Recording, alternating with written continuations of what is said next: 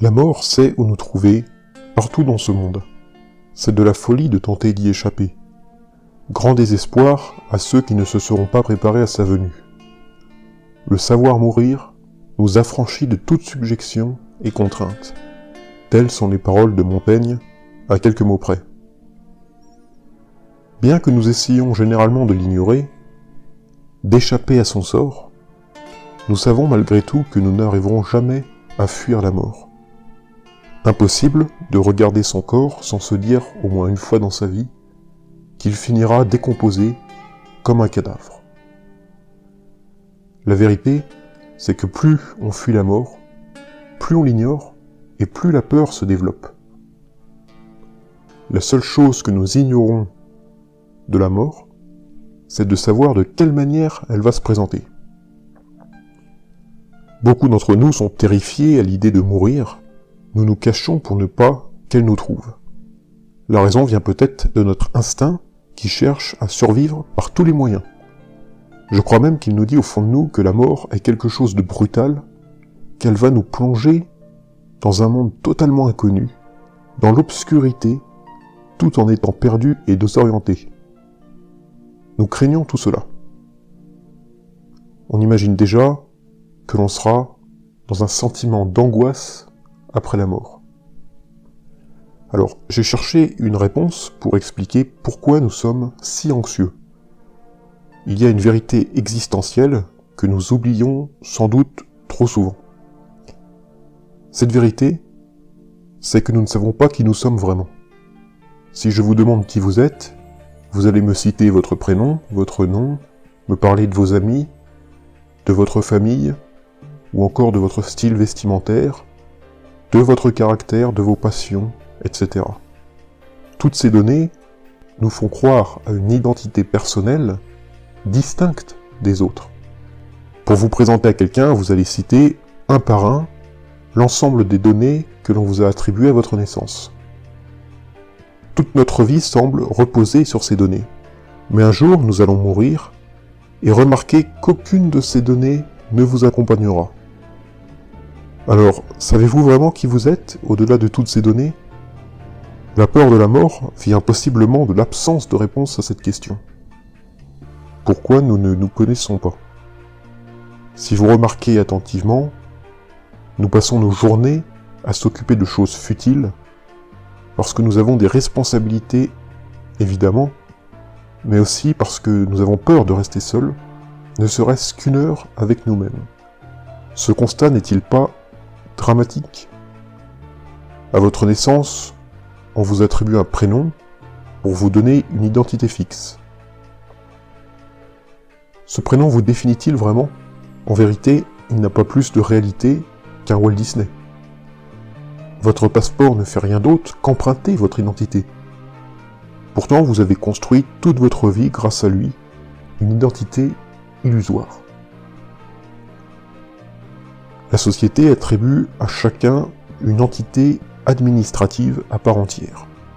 Tout semble bien ficelé, jusqu'au jour où la mort intervient pour nous remettre à l'endroit et écrouler toute l'illusion de notre vie. Je pense qu'il est intéressant de se demander alors ce qu'il va nous arriver au moment de mourir, si finalement nous n'avons jamais réfléchi à une existence plus profonde qu'un simple prénom.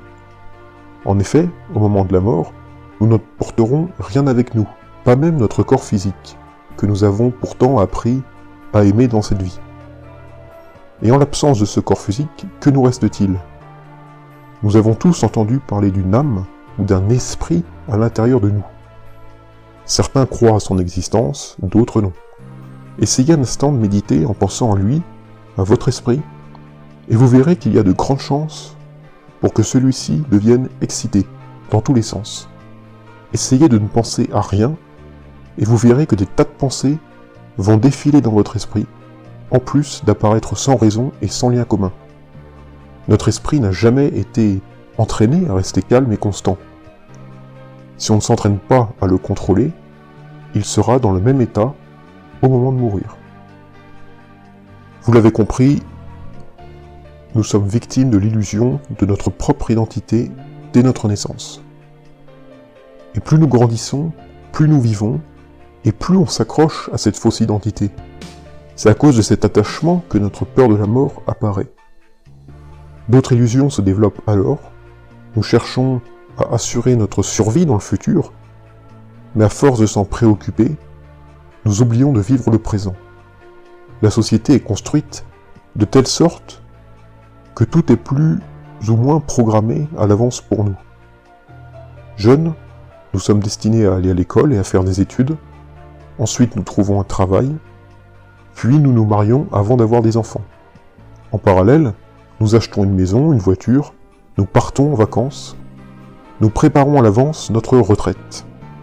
Nous passons notre vie à cela. Où fêter le nouvel an, ou quand partir en vacances, est pour certains le plus gros challenge de notre vie. Cette programmation, entre guillemets, est ennuyeuse, répétitive, avec des objectifs qui n'en finissent plus. Nous sommes tellement occupés que nous n'avons finalement pas le temps de penser à la mort. Nous le savons, mais nous le cachons secrètement au fond de nous. La vie, et donc l'illusion, s'arrêtera un jour. Pourtant, nous nous accrochons énormément à nos biens, alors qu'en réalité, nous sommes dépendants d'eux. Toute notre vie repose à assurer leur conservation. Parfois, des gens finissent par s'en rendre compte, et le choc peut en être brutal. Souvent, ce sont les retraités qui, après une longue vie active, s'aperçoivent qu'ils vieillissent et qu'ils n'en ont plus pour longtemps. Ils ne savent plus quoi faire d'eux-mêmes. Cela témoigne à quel point nous ne pensons pas assez à la mort et que nous l'ignorons pour nous concentrer pleinement à ce que nous croyons durable. Vivre comme cela est très dangereux à mon goût. C'est comme si nous creusions un trou en pensant progresser dans le bon sens. Mais quand on se rendra compte de la supercherie, il sera trop tard pour remonter. Pour les plus extrêmes qui croient que la mort est une fin, pourquoi ne pas envisager l'inverse, puisque investir et protéger l'avenir semble plus important? Pourquoi ne pas commencer à regarder vers notre véritable avenir? Nous cherchons à tout faire pour protéger les quelques décennies qu'il nous reste, mais nous ne faisons rien contre l'éternité après la mort. Cela paraît facile à dire parce qu'il est de nos jours très compliqué de trouver le temps de méditer. Si on remarque bien, nos journées sont assez rapidement remplies par des tâches plus ou moins utiles. On se dit toujours que nous aurons le temps de nous occuper des choses importantes plus tard, mais en réalité, nous ne le trouvons jamais, parce qu'il y a tant à faire entre-temps, s'occuper des tâches ménagères, faire les courses, préparer à manger, s'habiller, repasser. Nous pourrions continuer la liste sur toute une page. Compartimenter avec le travail, toute occupation en devienne vite stressante. Mais ce sont nos responsabilités. N'avons-nous pas tort sur ce point? Est-ce vraiment responsable pour notre esprit d'agir comme cela? Honnêtement, nous avons l'impression de passer à côté de quelque chose, à côté d'une vie que nous aimerions différente. Actuellement, nous pourrions plutôt dire que c'est votre nature identitaire que l'on vous a donnée à votre naissance qui vit votre vie. Depuis tout ce temps, nous avons été habitués à suivre la dynamique infernale et il semble maintenant impossible de sortir de son emprise. Au premier regard, tout ceci n'est pas réjouissant, c'est même tout le contraire. C'est inquiétant et angoissant. Cette prise de conscience peut même en devenir désastreuse et avoir des conséquences. Je pense que nous avons tous suspendu notre vie un jour en l'espace d'un instant pour faire le point, pour se demander où vais-je, que suis-je en train de faire. Et je suis sûr que vous vous êtes senti mal à l'aise aussi en y réfléchissant. Mais ce sentiment, qui est assez désagréable, il ne dure qu'un court instant. Il suffit de retourner dans notre monde actif que nous connaissons, à la recherche de l'argent, pour éviter la peur de découvrir ce monde parallèle qui nous échappe. Et ainsi, on repart à zéro. Mais faire ce bilan est désagréable, certes, mais je pense que nous avons tort de ne pas y accorder plus d'importance. Nous devrions aller plus loin dans la réflexion, même si ce sera douloureux de s'en rendre compte. Mais toujours se rappeler que nous ne sommes que de passage sur cette planète, ainsi que dans ce corps physique que nous possédons.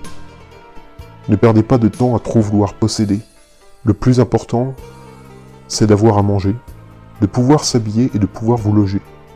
Tout le reste ne vous apportera que de la douleur si vous vous y attachez.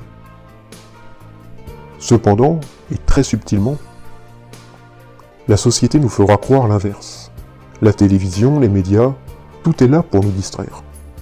Leur but est sûrement de bonne intention, ils pensent nous apporter un confort, un divertissement, mais en réalité, ce confort et ce divertissement nous éloignent de la vérité, parce que justement, ils nous distraient et nous font perdre du temps.